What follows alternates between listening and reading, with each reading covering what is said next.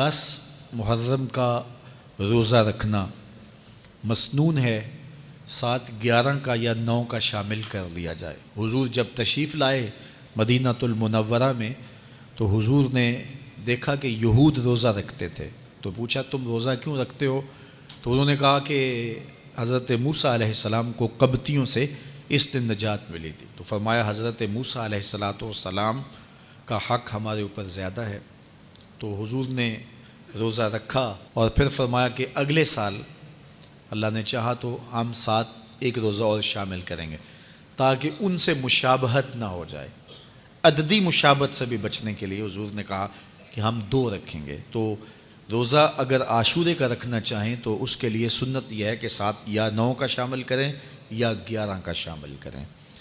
تو جو افضل ترین روزے ہیں ان میں سے عاشورے کے روزوں کا بھی شمار ہوتا ہے۔ تو اگر ممکن ہو تو جن کو اللہ نے صحت عطا کی ہے، تو آج کل اتنی شدت کی گرمی بھی باقی نہیں رہی، تو وہ یہ روزے رکھیں، ذکر و فکر کے اندر ان ایام کو گزاریں، اپنے والدین کی قبروں پر، اعزاء و اقرباء کی قبروں پر ہر جمعے کو جانا چاہیے۔ اس کے علاوہ بھی جب موقع ملے، یہ رواج جو پیدا ہو گیا ہے کہ 9 محرم کو یا 10 محرم کو مٹی ڈالنے کے لیے وہاں قبرستان میں جایا جاتا ہے، یہ 8، 10، 15 سال سے شروع ہوا ہے، جبکہ اس کی کوئی اصل نہیں ہے۔ تو اگر آپ روٹین سے جاتے ہیں تو آپ کو ہر جمعے کو جانا چاہیے والدین کی قبروں پر، اور وہاں جا کے ہر جمعے کو سورہ یاسین کی تلاوت کرنی چاہیے۔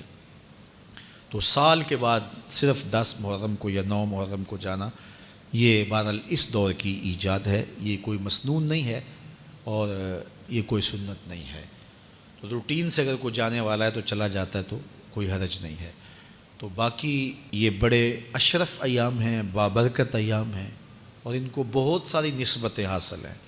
حضرت امام حسین رضی اللہ تعالی عنہ کی شہادت کے ساتھ یوم عاشور کو نسبت حاصل ہے، اور اس کے علاوہ بھی بہت سارے عالی مرتبت جو ہے وہ ہستیوں کے وصال کا دن بھی ہے، اور بہت سارے واقعات اس دن جو ہے وہ روح پذیر ہوئے ہیں۔ تو یہ اس لحاظ سے بہت ہی بابرکت اور جو ہے وہ مبارک یوم ہے۔